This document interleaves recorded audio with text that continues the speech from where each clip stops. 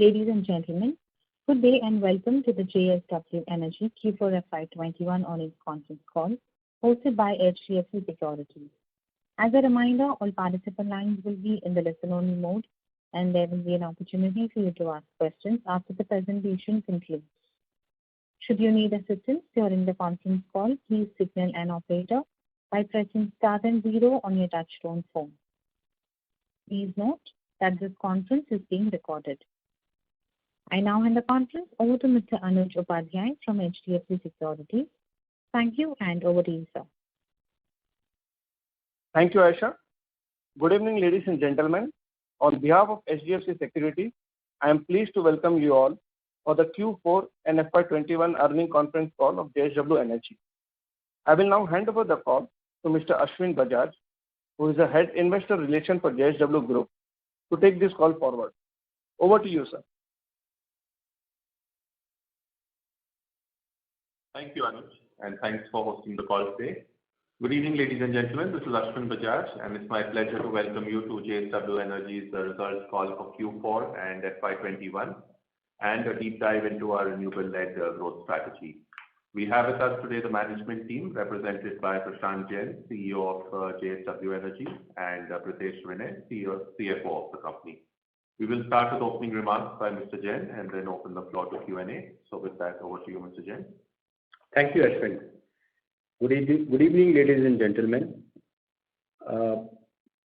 We have seen a very good trend of power demand during the last year, post the pandemic, and which reflected primarily the economic activity environment.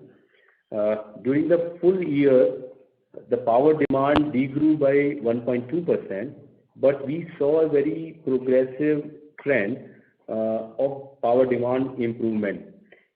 Last year, Q1, we saw the contraction of over 16%, which reduced to the contraction of 1% during the second quarter. In the third quarter, the power demand grew by 6.3%, and Q4, the power demand grew by 8.4%. During the current quarter, April till May, the power demand grew by 21.4%, and during the June, it is growing at 7%. So in the month of April, the power demand growth was 38%, but May and June, after the second wave of COVID, we have been seeing the power demand growth was only 7% in each month, which is an encouraging trend, and we are seeing that the power demand is going to grow better in the coming time. That also reflected in the merchant tariff. During the full year, the merchant tariff came down to average 2.83 rupees as compared to 3 rupees last year. In case of the company, the total net generation came down by 6% during the complete financial year, of which the long-term power generation went up by 3.7%, whereas the short-term sales went down by 68%, which was primarily due to the depressed merchant tariff as well as benign power market. However, our long-term thermal generation also went up by 8% during the financial year. During the quarter, we increased our long-term PPA portfolio by another 179 megawatt. With this, our Ratnagiri plant is 96% PPA tied up. And also our long-term total PPA portfolio is now 86% as compared to 81% last year. Now, balance capacity also will get tied up as soon as the capacity expansion at JSW Vijayanagar plant is completed, which we are expecting in next 2 to 3 years time frame. The another highlight of the quarter was also that the CEA has approved operating of our Karcham plant from 1000 megawatt to 1091 megawatt in 2 phases, and for which we have also got the connectivity approval, and I am happy to share today the EAC also approved this capacity, and then Now the minutes have been uploaded in the next 2 weeks time frame. Once we receive the environmental clearance, we will start running the plant at 1045 megawatt in the current season, and then next financial year we will be running at 1091 megawatt.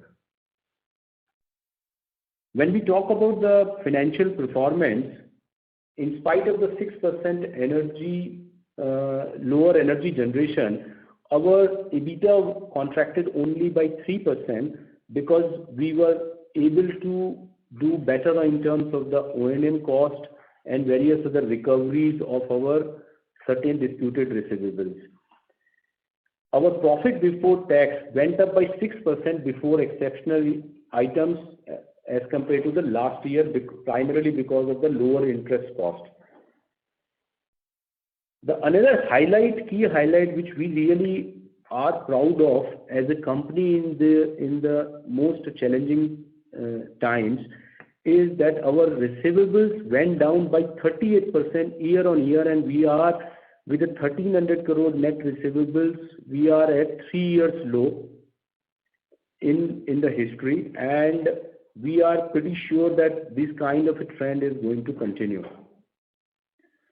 We reduced our net debt by 2,739 crore during the financial year, and our net debt came down to 6,206 crores with a weighted average interest cost of 8.21%.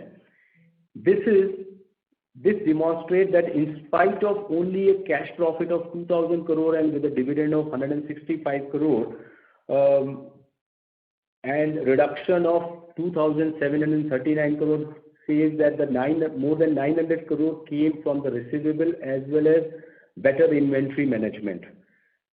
This translated to net debt to equity to 0.43 times and net debt EBITDA below 2 times as compared to the industry peers of on an average 5 times, which makes it one of the best balance sheet in the power sector in the country. We also did the $707 million of the green bond to refinance our entire JSW Hydro Energy debt, which has been totally hedged fully, and which was done at 4.125%, and I am happy to share that it received a very good appetite among the investors, and the initial book was built for close to 5 times, and that today the bond is also trading between 3.8% to 3.9%, reflecting a very good market condition for our credit paper. As regards to the growth, I am happy to share today that the board took a note on the progress of our 2.5 gigawatt of pipeline, and board approved a growth strategy and a growth plan to go up to 20 gigawatt by 2030, which I will be taking you in some time. Before that, I want to give you some update on 2.5 gigawatt pipeline, which we were talking to you in last 2 quarters. The company had secured LOI for SECI 9 and SECI 10 for 1260 megawatt, of which 540 megawatt PPA had already been signed. And I am happy to share balance 270 megawatt PPA for SECI 9 and 450 megawatt of SECI 10 will be signed in couple of weeks time before 31st of July, because the necessary approvals with the respective DISCOMs have been received by SECI, and a back-to-back agreement is expected to be signed in the month of July for entire 1260 megawatt. Also, as we have been talking about the group captive portfolio for supply of solar and wind energy, I am happy to share that the JSW Energy board as well as the JSW Steel Audit Committee has approved to sign a PPA for 950 megawatt of green power to be supplied by a mix of solar and wind energy. for which PPA is expected to be signed by middle of August. The 240 megawatt Kutehr power plant PPA is under finalization with Haryana Discom, and construction on all these projects is on full swing, and I'll be giving you little update on commissioning schedule when I'm going to talk about the growth strategy. In terms of ESG, I also would like to highlight to you that the company reduced total greenhouse gas emissions by 11% by reducing specific fuel consumption at all three plants put together, which demonstrate that the company is taking specific initiatives to reduce its carbon footprint and to become a carbon neutral as soon as possible, and also creating a carbon offset by increasing the capacity with by adding more and more capacity in renewable sector. Also, we have been maintaining our 100% ash utilization as well as zero water discharge, and we are taking specific initiatives for reducing our carbon footprint by making an offset by rainwater harvesting, by green plantation, and all those kind of initiatives we are taking. Now, I would like to take a few minutes of yours for growth strategy. I'm sure that you might have seen our presentation which has been uploaded, and if you can refer that presentation, then I would like to take few minutes to run through the presentation. If I can ask you to go to the slide number 16, we are talking about our 4 growth strategy pillars. Number one is the significant market opportunity. The second one is proven project execution and operational excellence. And third one is the locked-in resources. And fourth is the growth capital availability. Now, if you go to the slide number 17, in last 2 decades, India has seen power demand growth at the rate of 5% CAGR. And that was seen in terms of both base demand as well as the peak demand. CEA has also projected the similar power demand growth in the coming decade. At a 5% CAGR, the base demand from 1,275 billion units will grow to 2,379 billion units, which talks about close to 1,100 billion unit demand growth. Now, this demand growth is directly related with the nominal GDP growth of between 5 to 8%, and also rapid urbanization and universal electrification. And if you see with this kind of a demand growth, our per capita power consumption, which is 1/3 of the world average, will be moving up going forward.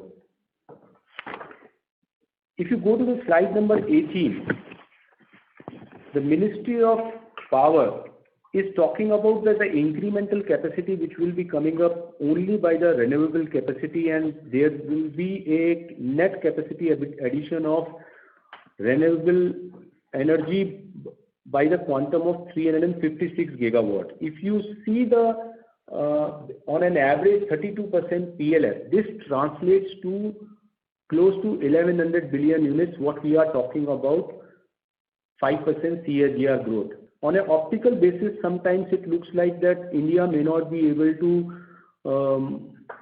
add this kind of a capacity in next 10 years time frame because of this is a overstated situation. But on a demand perspective basis, it is actually meeting the 5% CAGR demand growth only. In case, because of any difficulty in execution of this kind of a capacity, we will be seeing the power shortage in the country. The another important reason to see that this is going to be a reality is that no DISCOM is going to enter into any thermal power PPA going forward because of the RPO obligation. Because the current RPO obligation, which is there prevailing for meeting the requirement of 21% RPO by FY22, all the DISCOMs are in a shortage at this point of time, and they are only entering into the renewable power PPAs, and the trend is going to continue going forward. And also, it is very important to note that even the lenders community as well as the investor community, nobody is ready to offer growth capital for a company which is entering into a thermal power generation. In fact, our all leading thermal power producers have decided to grow on in the renewable space only. If I go to the slide number 19, then we are talking about this roadmap. By FY25 we will become 10 gigawatts, and FY30 we will become 20 gigawatt, and with this entire capacity, our 30% of the renewable portfolio will become 84% by FY30. Now, how do we achieve this growth, and whether this growth is realistic? We talk about in a subsequent slide. If you look at in slide number 20, what we really talk about that this 2.5 gigawatt of capacity, there is a complete tied up capacity which will get commissioned in next 24 months time frame. The blended tariff of this entire 2.5 gigawatt capacity is 3.31 rupees, and there is a total capital expenditure of 15,800 crores.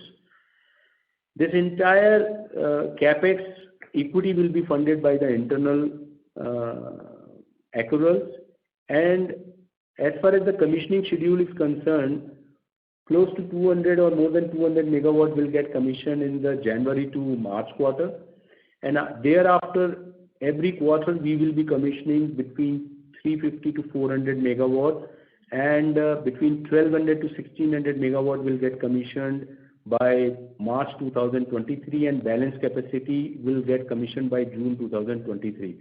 So by June 2023, this entire 2.5 gigawatt capacity will be up and running, and in fact the commissioning will be happening on a month-on-month basis. So every month from March 2022 onwards, 100 to 175 megawatt will be coming on a stream and getting commissioned. And thereafter we are building a pipeline, and which will be for another 3 gigawatt to achieve 10 gigawatt schedule, and thereafter 2 gigawatt every year. If you go to the slide number 21, there is a perspective what we are really talking about, that out of this 356 gigawatt capacity addition which will be added in next 10 years time frame, our 15 gigawatt is close to 4% of the total capacity. So we are talking about a very minuscule of the market share, because being a conservative company, we want to operate in a niche segment, and we wanted to be selective and choosy when it comes to our growth. And that is why you might have seen and observed that we have been our PPAs which we have secured are on a higher tariff, and we are looking for a little more conservative returns as compared to our peer group, and that's why we would like to see that we operate in a very niche segment, and we will be looking at mid-teen post-tax equity IRRs on a conservative basis, and on a reality basis it may be on a higher side. And all our projects which we are targeting and we are building and bidding for our returns, we always look at P90 CUF. so that we get positively surprised in terms of the actual cash flows, and we would like to do that. In order to give you some color in terms of the value creation, if I would like you to go to the slide number 22, and I would like to explain you our current existing portfolio of 4.6 gigawatt, which is generating return in excess of 15%, and our gross cash accruals are more than 2,000 crore consistently, which we are going to deploy for the growth. Another important factor which needs to be seen to read our balance sheet in a little different perspective. Our remaining average life of our PPA, which is 86% tied up, is more than 20 years. And our asset life is more than 30 years. Today, our net debt is only 6,000 crore.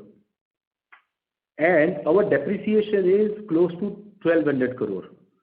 So when you look at our ROE on the net worth, there are the two elements which really needs to be seen, that you need to see the free cash flow, because if my life of PPA is 20 years and if I refinance the entire debt, then actually repayment will be less than 300 crore, and whereas my depreciation is close to 1,200 crore. So you need to really see that the free cash flow will be in excess of 1,700 crore. That's the point number one. The second point is that in terms of my net worth of 14,500 crore, more than 4,500 crore is coming from the investments in shares of JPVL as well as JSW Steel, which does not earn anything. So if you knock that off and then you look at the ROE, which is free cash flow on the net worth, will be in excess of 15 to 16%.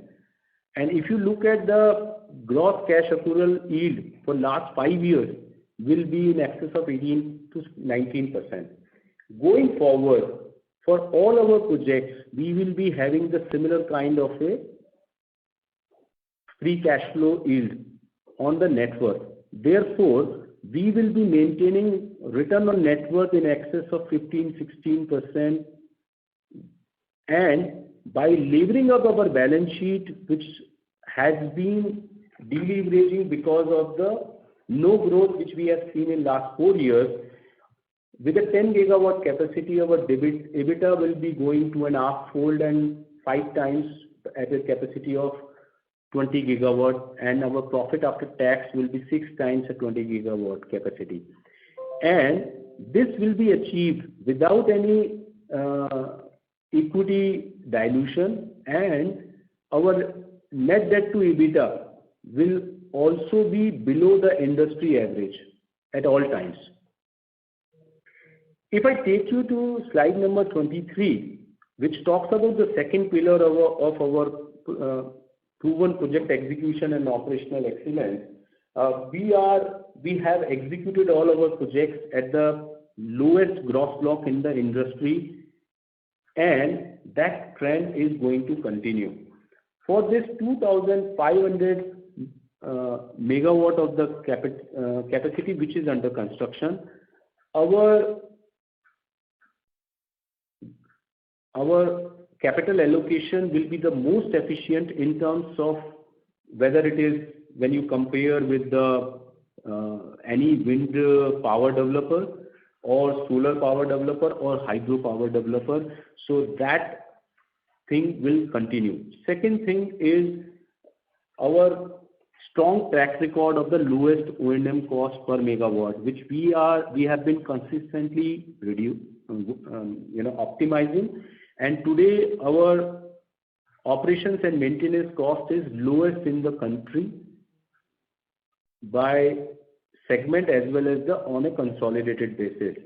And that trend will be seen in the renewable sector also, because we will be doing the O&M of all our projects on our own as compared to the industry practice where the OEMs are doing the O&M of their projects, which will be providing another kicker for a incremental IRR.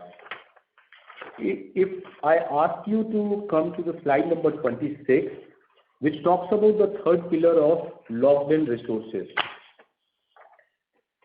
This is a very important pillar wherein we are talking about that we have deployed a systematic approach to secure the wind and solar resources and in some specific states.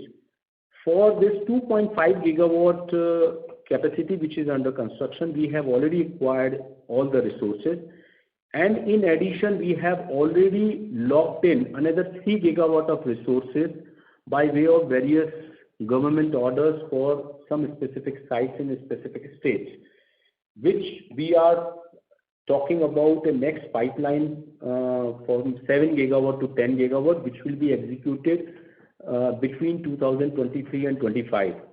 And this strategy gives us a very clear visibility to execute the project at a lowest possible cost with a minimum IDC and minimum uncertainties.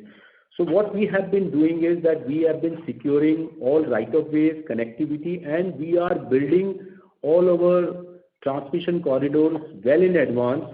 And for example, now the fresh biddings, whatever we will be undertaking in the current financial year, will be for the projects which will be executed from FY23 to FY25. So all those resources have already been locked in, and in next 12 months they will be acquired in. So before we are signing the PPA, the resources are acquired so that you have a complete visibility and a control on project execution. The fourth pillar is on the slide number 27 about the available growth capital, where we are talking about that because of our strong balance sheet and a very good more than 2,000 crore of the internal accruals and a very good cash balance of more than 2,200 crore, we can undertake this all capacity without any equity requirement. And in addition to that, as we are talking about that, we are having close to 4,700 crore of the JSW Steel share, which we are classifying as a non-strategic equity investment, which we can monetize if we want to further accelerate the growth from 20 gigawatt to higher at a faster pace.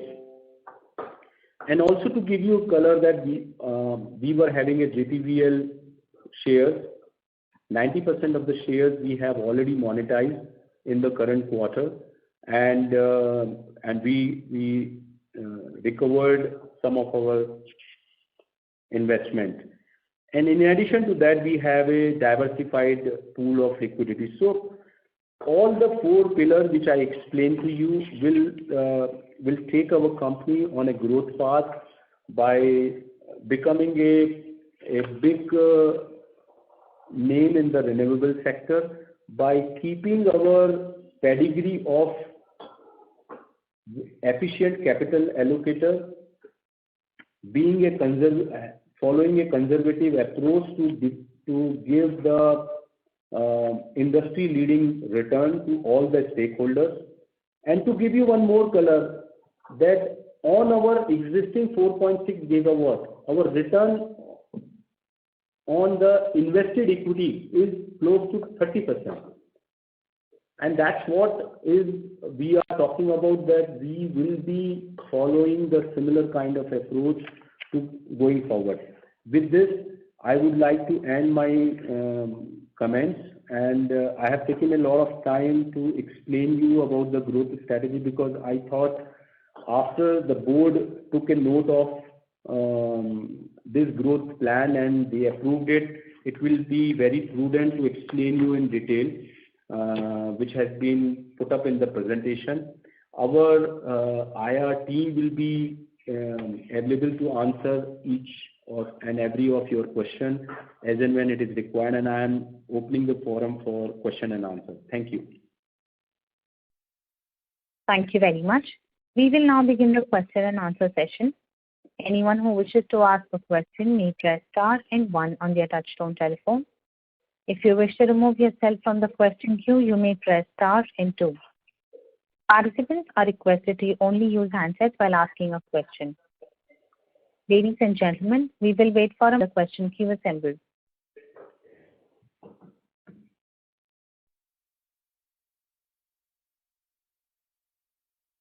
The first question is from the line of Sumit Kishore from Axis Capital. Please go ahead. Good evening, Prashant. Thanks for the detailed presentation. My first question is, on your observation that to achieve 450 gigawatt capacity by 2030, and if all incremental capacity were to get added through the renewable route, it would just meet the incremental demand requirement at a 5% CAGR. In your Excel spreadsheet, if you were to change the thermal PLF, which has been languishing around 55% in the base year for FY21, and which was at 75% in 2008, and if you were to change the gas PLF from 25% to 60%, then the renewable capacity addition requirement comes off significantly. Would you have any comments there? Not really, Sumit, because you will continue to see a lot of capacity which will be getting retired in next 10 years time frame, and by a conservative estimate, I am expecting that in next 10 years time frame, close to 60 gigawatt of the capacity will get retired. And because of the lack of investments and getting an older plant, and third is the environmental norms which are coming into the forefront. So that capacity, once it goes out, it will not be there. Second thing is that there will be a lot of capacity which will be used on an intermittent basis, and the thermal, when the power will be the renewable power is not available. At that point of time, the plants will get utilized. But in the daytime, when the excess thermal power, excess solar and wind power is coming, at that point of time, the power plants will not be running at a full capacity. So that's what my take is on that.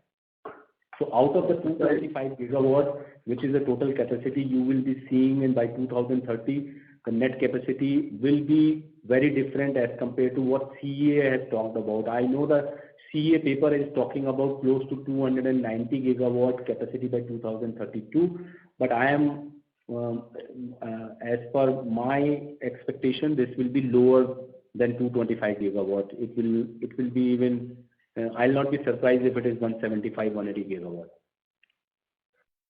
Sure. So given the legacy of your own units, let us say Vijayanagar, do you expect to shut down your unit in the next 5 years? In the changing environment, it's never say no, because, there are few things which are being forced today. For example, I'll give you one more color. Now, in the Vijayanagar plant, our fuel cost today is 4 rupee 30 paisa. And average fuel price for last 4 or 5 years is in the range of 350 to 360 paisa. Whereas the PPA which I am signing with to supply the renewable power is much lower than the variable cost. So the company is saving sheerly on the variable cost as compared to the while switching over to the renewable sector. So like this, there are different cases which are being made out, and those are forcing not only the environmental concerns. So going forward, number of things will be at play, and I'm pretty sure that this trend will be surprising lot of people. And Sumit, if I may add to that, as Prashant mentioned as part of his opening remarks, one of the visibilities that we have for the future of the Vijayanagar plant is that JSW Steel at its last board meeting announced a capacity expansion by about 5 million tons at Vijayanagar, which is likely to get commissioned in the course of next 2 to 3 years. So post commissioning of that, there is a potential of tying up additional power under long-term PPA with JSW Steel once that expansion goes to 18 million tons. So a short answer to that also is that we do not envisage any possibility of shutting down the Vijayanagar thermal power plant for lack of schedule. And second thing is that you need to see what is this thermal power plant is doing today. Like in Vijayanagar, we are going to set up close to 825 megawatt of the hybrid power capacity, which will be giving a RTC power of 275 megawatt. Now, recently you might have seen a tender which came in the March 2020, which was won by ReNew. That tender was renewable RTC power tender, which was subscribed at 3 rupees 55 paisa levelized tariff. Yeah. Now, and which was at 2 rupees 90 paisa as the first year, and then which was going up a 3% escalation every year, which came out to 355 levelized tariff. Now that tender highlight was 70% PLF in an individual minimum month, and annual PLF was 80%. Similar project we are setting up for Vijayanagar, where we are supplying by a dedicated transmission line 275 megawatt, for which we are setting up this 825 megawatt of the solar and wind combination power capacity. Now, what is that thermal power plant is doing? It is working now. The entire capacity at 18 million ton will get tied up, and it will work like a battery storage system. At a time when the renewable power is not available, because the power flow will be like the whatever is the off gases that is must use, then the renewable power must use, then after that balance capacity will be by thermal. Now, by doing that, the thermal power plants are working as battery storage system to provide the intermittent power. That's what I made in my initial remark, that the PLF of the thermal power plant will not go up, rather they will be working for the full capacity for supplying the intermittency of power. So you are making a economically viable solution by using maximum green energy. With this arrangement, JSW Steel will be using close to 78% of their energy by the green, by off gases as well as the renewable, and balance will be only by coal. So this is a new paradigm shift which will be happening at every location, and also in the national grid. I hope I clarified your question. Yes, sir. And last 5 years, 10 gigawatt of capacity has been retired in the country in thermal. And when I speak to NTPC and CESC, they tell me they have plants running for 40 years, which they don't want to shut down. So I just hope better sense prevails and, that thermal capacity is shut down. Thank you so much for answering my question.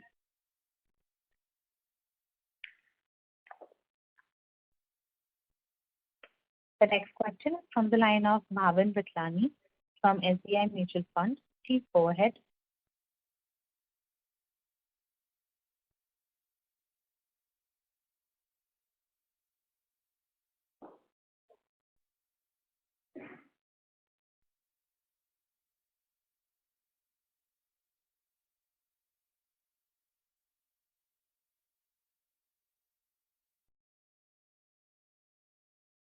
The next question is from the line of Bhavin Vitlani. Please go ahead.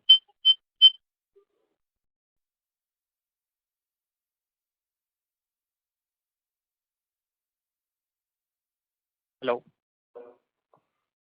Yes, please, we can hear you. Okay, sorry.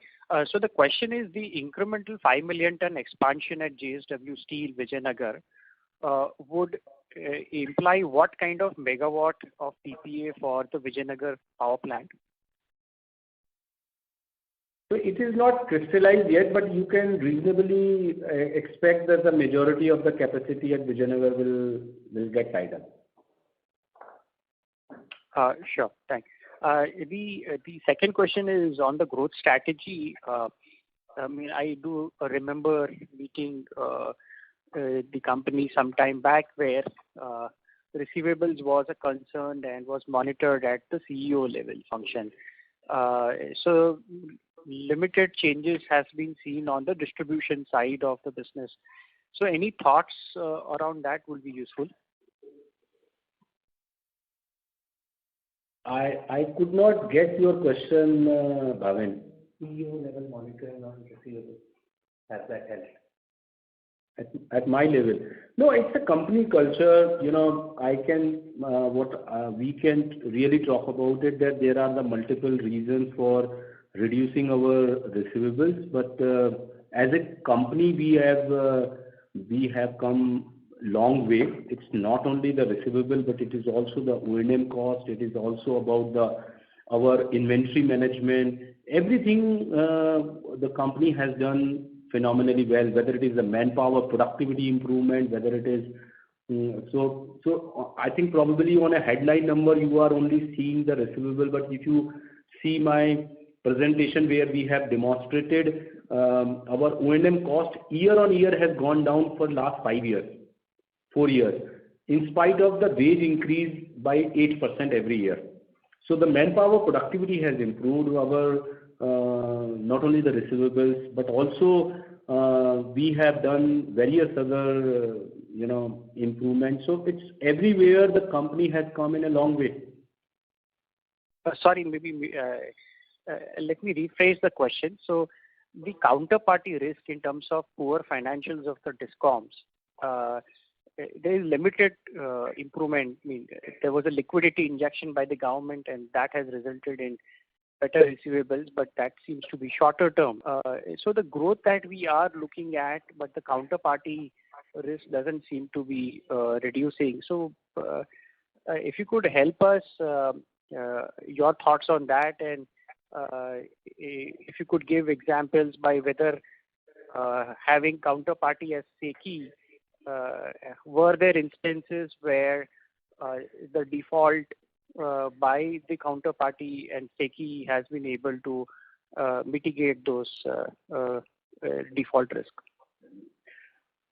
So my take is very simple, that we do not have any bad experience with any of the DISCOM, whether it is, you name that some of the DISCOM where people are talking about. In some DISCOMs in South, people categorize them as a very poor DISCOMs. We have recovered our compensation from those DISCOMs also. For example, in the current quarter result, there is a 100 crore rupees compensation which was shorter offtake, which was due from Telangana and also from Andhra Pradesh, which the power was supplied to them 1 year ago, but we could recover the entire compensation, not only for the energy supplied, but also the compensation for power not taken by them. So it is, I do not see that the DISCOM's receivable is a bad debt at all, provided, and I will qualify it by only one thing, that you are in a bottom quartile of their purchase basket. So if your power tariffs are competitive, you will be not only paid on time, but if you are not paid on time by 1 quarter or 2 months, you will be paid on the delayed payment surcharge also.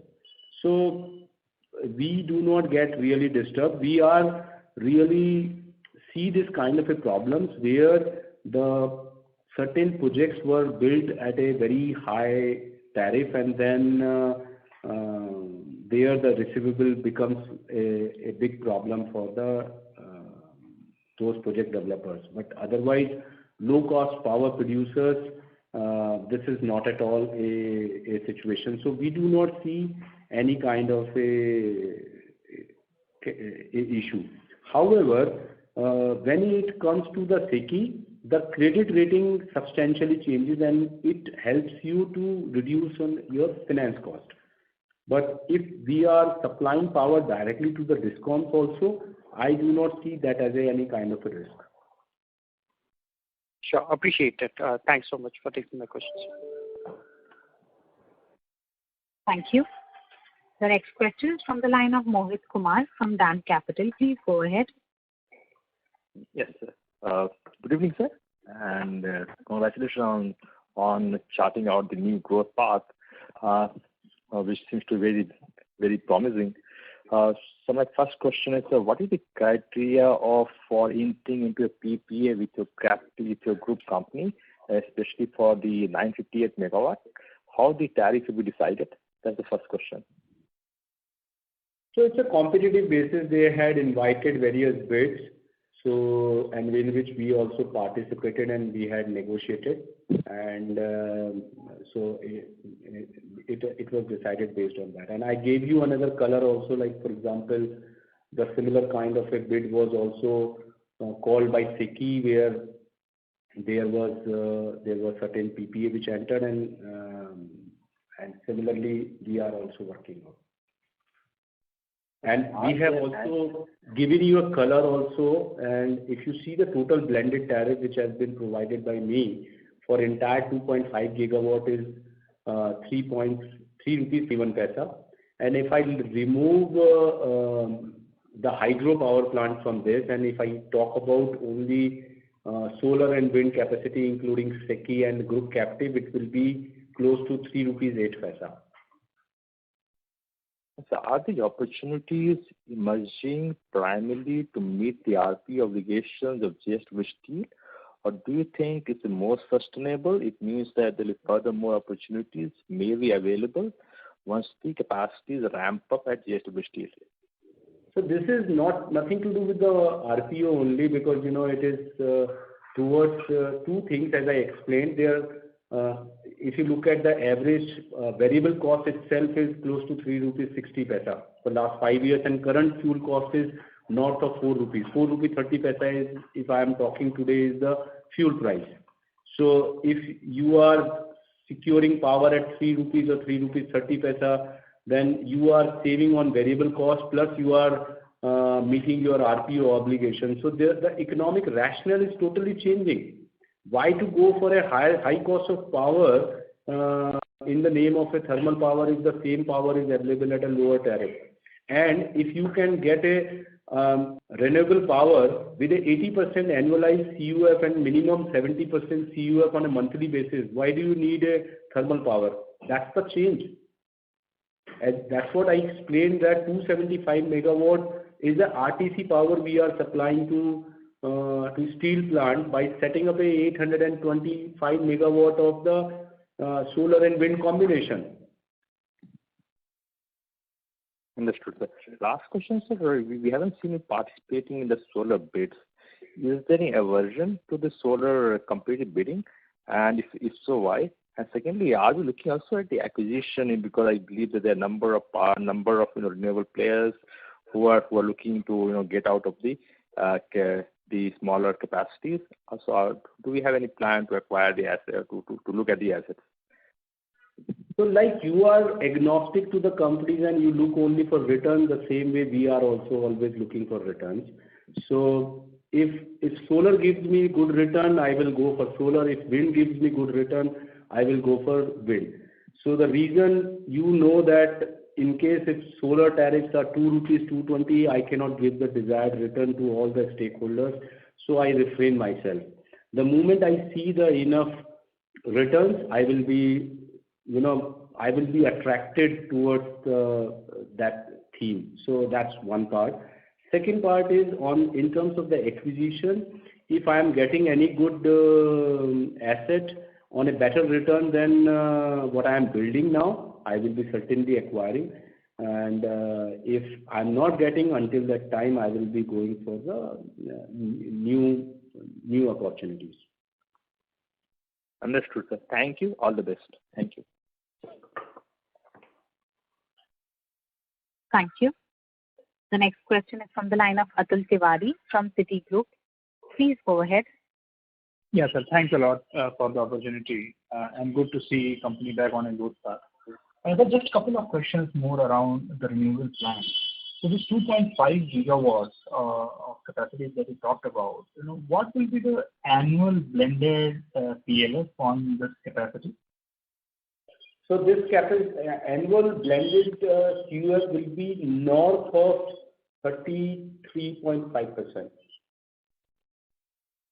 33.5%. Okay. And obviously, you guys have done... It's on P90 basis. 90 basis. Okay. Okay. And obviously, company has demonstrated excellent track record in terms of managing the O&M cost for thermal project. So for these projects, broadly, what kind of O&M per megawatt, we can look at? So all your modeling exercise, probably you can get in touch with our IR team. They will be able to provide you this kind of numbers. Okay, sure. Thank you. Thank you.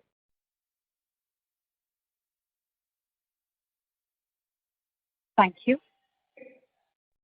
The next question is from the line of Aniket Mittal from Motilal Oswal Financial Services. Please go ahead.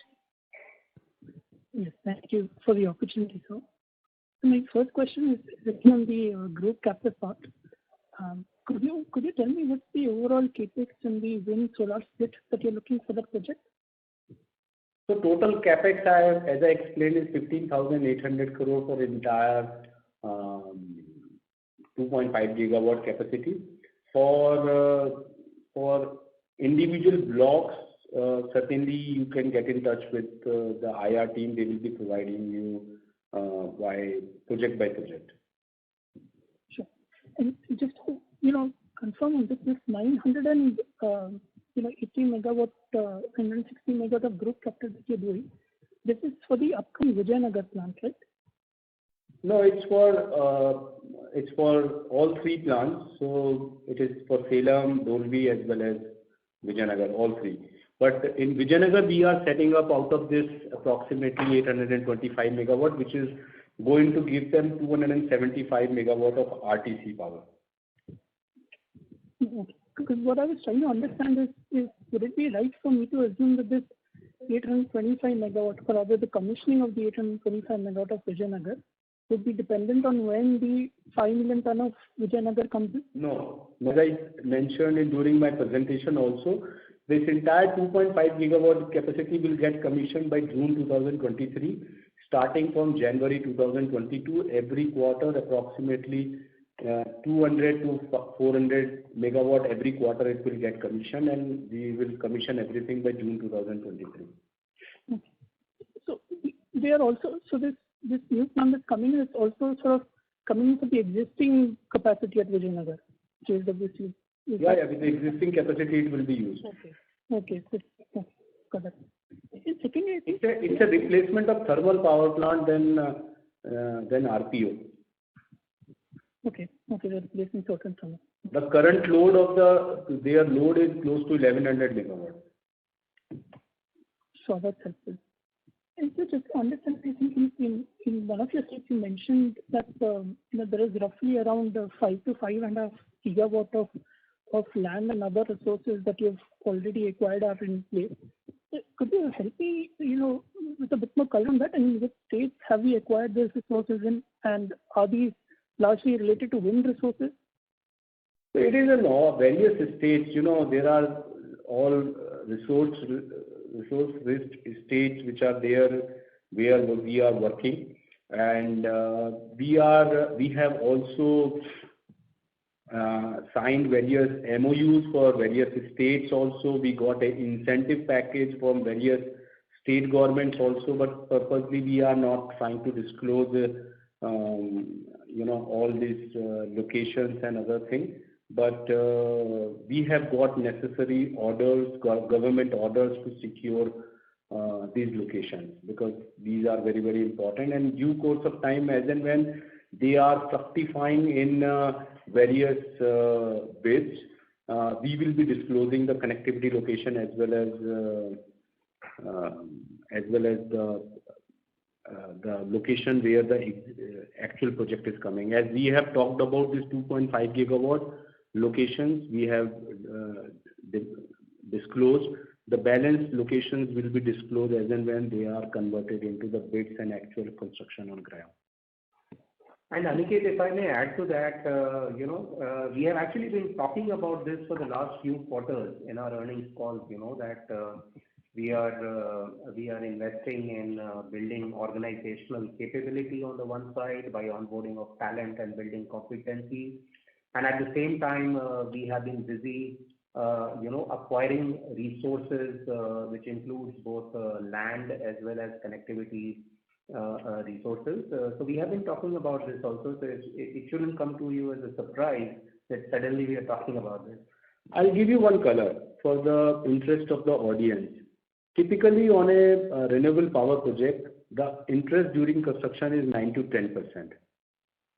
In our case, because of acquiring the site in advance, doing the connectivity right of way, and building the EHV line and the substation in advance before even first turbine or a panel is put into the place, your interest during construction can be almost zero. So, because you can reduce the IDC from 10% to 3 to 4%, and that 3-4% can also be offset by generating a revenue during trial production. Because if your turbine is coming on to the foundation and it starts flowing power, and even if you sell that power to either to your PPA guy or you sell it into the exchange, you will be reducing your project cost by 10%. So that changes the entire dynamics of the power sector and then your return ratios. Sure, that's very helpful. So just one last question. Sorry to hop on this. I think an earlier participant also asked you about the lack of bids in solar, and that's where I just want to dwell a bit upon, because this entire target that we're seeing on the renewables front is largely led by solar. And while we've been continuously winning bids in wind and hybrid, we've not really participated on the solar front.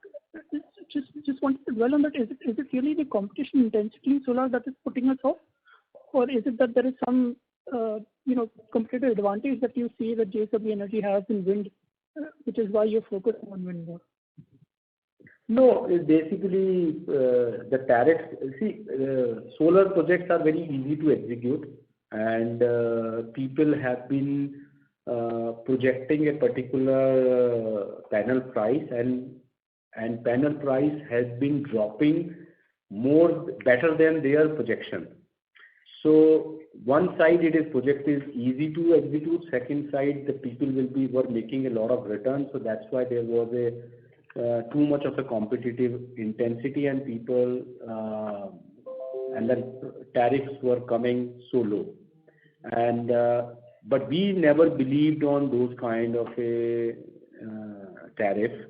And second is that all those tariffs are planned on P50 to P75 CUF, which may come for 3 years, but you will be surprised to note that even the radiation as well as wind is cyclical in nature. So if you generate the data of last 30 years, you will realize there are various cycles, like you have the commodity cycles in existence. Similarly, there are the solar and wind cycles are also in existence. But when we are building for 25 years PPA and then generation doesn't happen that way, then it becomes very tough. So in a way, the tariffs have been the reason we have not been inclined to solar. But if we see solar tariffs becoming reasonable, we will be certainly doing solar, because we are building quite a big resource bank for solar sites also, and which is already in our possession, and at some point of time we will be doing it, and we are quite confident. That's why we have been talking that we are only looking at 4% of the total basket, so that we can be in a niche segment. Thank you. We would request the current participant to please come back in the question queue for any follow-up questions. The next question is from the line of Murtaza Arsiwala from Kotak Securities. Please go ahead. Yeah, hi, thank you, sir. So just a question on the renewable prospects also. What is the kind of leverage that you're looking to use, or would it entirely through debt?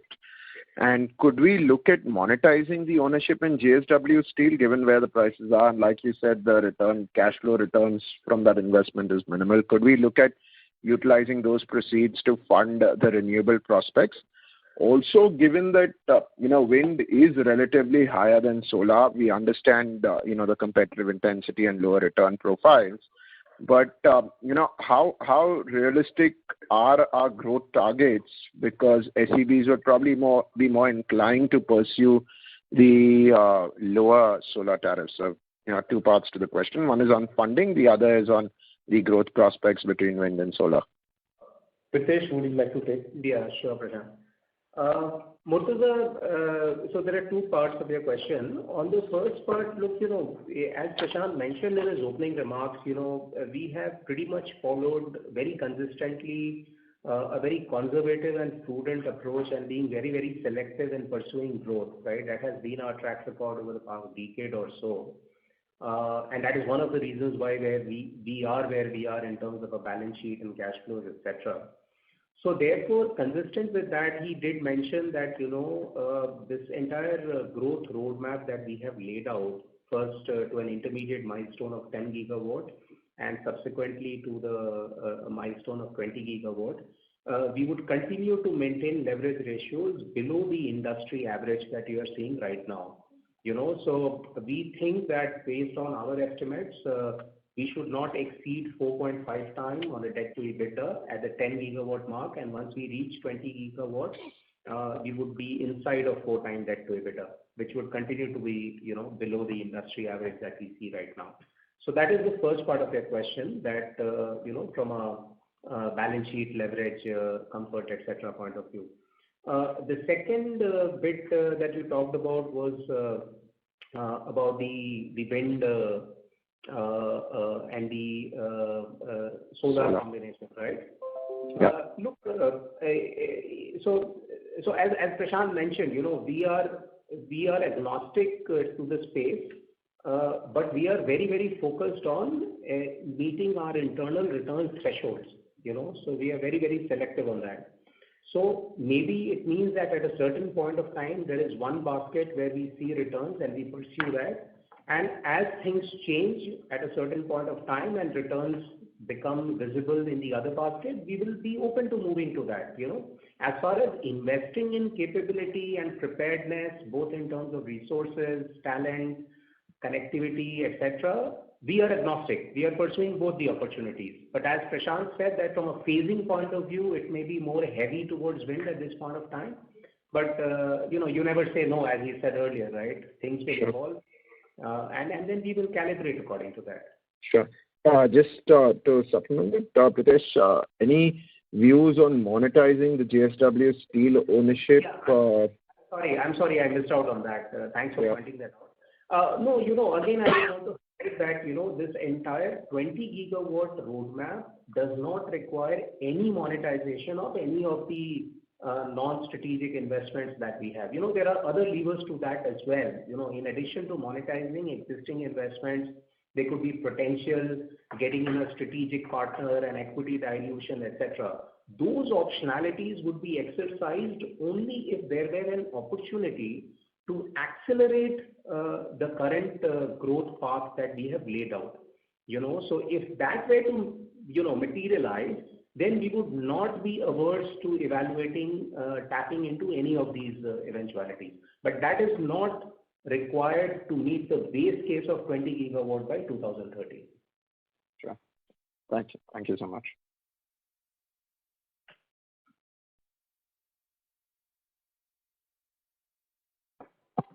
Thank you. The next question is from the line of Subhadip Mitra from JM Financial. Please go ahead. Yes, good evening, and thank you for the opportunity. So my question is with regard to the fact that we've seen a bunch of past tenders on the renewable side where PSAs have not yet been signed either because of tariffs or otherwise. So do you see this aversion from DISCOMs towards signing of PSAs or the chase for lower tariffs a potential spanner in the wheel for the entire sector as a whole? So it's a case-to-case basis. So, it's primarily prominent in the solar space where it is happening because every month the tariff has been dropping, and that puts up a difficult situation in front of the DISCOM that if they should sign this PPA or after 1 month they will be able to sign and secure at a lower tariff. So that's the kind. But if you see, tariff is not a problem. We have signed SECI 9 at 3 rupees, and it is It's a highest ever PPA signed by a single discom for 540 megawatt, and we have already secured it. So I don't think tariff is the issue. The construct of or the rate of fall of tariff in solar bids month on month is the issue. So they would like to wait. So it's something like you are seeing stock prices are falling every day. So would you like to buy today, or you would like to wait for 3 more days to buy at lower price? So similarly, discoms have been waiting in case of solar. Understood. And on the same lines, in your view, do you see an incremental demand for future wind PPAs or future wind tendering coming up, or is it still more levered towards solar? So RPO obligation side, there is a deficit in terms of wind at this point of time, and there are enough bids which have already happened for solar. Okay, I understand. Thanks a lot.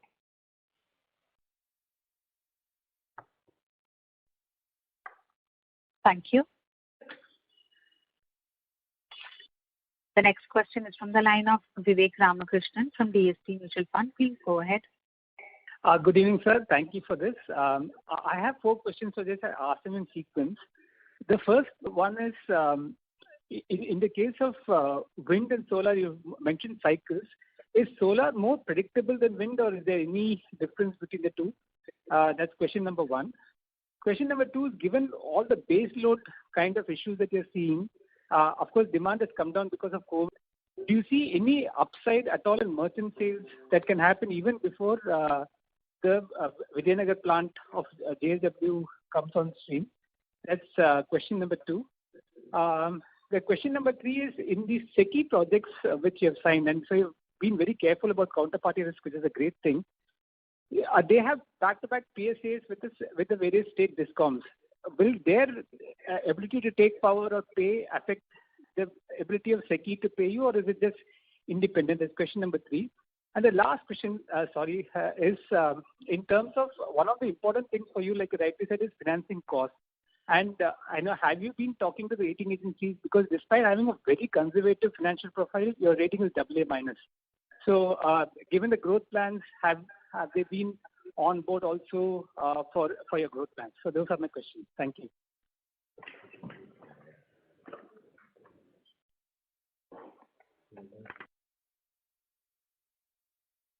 So, as far as the pattern is concerned, both are predictable if you are following a P90 profile. But if you are following P75 profile, both are as unpredictable as each one of them, depending upon which cycle they are moving in. So if they are moving in P90 and then you have projected P75, you will be positively surprised. But if you are at P75 cycle, you will be negative surprised. So if we are estimating today at P90, whether it is solar or wind, we are agnostic, because 9 out of 10 years you will be getting that much of generation. That is what P90 is all about. So it's very, very tough and to project that which year what is going to happen. That's why we are conservative and we follow P90. The second thing is, as far as the merchant opportunity at Vijayanagar, as I explained just now, the fuel price there is on an average for last 4 years is in the range of 330 to 350 rupees. So as and when you see the merchant tariff going up, there will be opportunity. We saw this kind of opportunity in 2019 in October, where 1 month we were selling huge power. We saw the similar kind of opportunity came this year in the month of March. At that point of time, there was a huge shortage. We were selling quite a lot of power from the Vijayanagar. So as and when the merchant tariff goes up, they are north of 4 rupees or 5 rupees, there is an opportunity to sell power from merchant. And I would ask Pritesh to take the next two questions for the counterparty risk for SECI as well as the funding cost. Yeah. Thanks, Prashant. Vivek, on the counterparty, look, to put things into perspective, we do not have any PPAs with SECI right now, right? And yet we are at a 3-year low in terms of outstandings. Just to give some more color, while the overall outstanding is down by 38% YOY, if you look at the quality of the improvement in the collections, it is much more better because the overdues in the same period have actually come down by 50% on a YOY basis. So the limited point is this, that, as long as it is a competitively priced tariff and in the overall procurement basket of the off-taker, you are in the bottom 25-30 percentile, you will be relatively better positioned in the sector, So we are not really the right people to comment on experience with SECI because so far we have none, right? That is on that question. On the last bit of your question, which is linked to the funding cost, or more importantly, linked to the ratings. Look, all I can tell you is this, that we have a very active engagement with the rating agencies, where we transparently share, our growth plans and, the performance of the business strategy and our approach to mitigating the various risks that they perceive from their framework's point of view. And that continued dialogue will be on. I don't think it would be appropriate for me to comment on the specific rating because that is an outcome of a very comprehensive and robust internal process of any of the entities. Yeah, so I would request to leave it at that. But we are always available and transparently engaging with all the agencies on a uniform basis. Yeah. Fair enough, Pritesh. So I just meant the SECI because a few of your future projects are with SECI, right? The PPAs are with SECI, right? So that's right. Yeah. 1260 megawatt is with SECI. Yeah. Correct. But to give you a perspective, when I'm signing a PPA with a DISCOM, the credit profile is inferior than what I'm signing a PPA with SECI in terms of both rating agency as in terms of the credit cost, both. Correct. Absolutely. So thanks a lot. This is very useful. Thank you. Thanks, Pritesh. Thank you. That was the last question. I would now like to hand the conference over to Mr. Ashwin Bajaj for closing comments. Yes, thank you, operator, and thank you, ladies and gentlemen, for joining us today.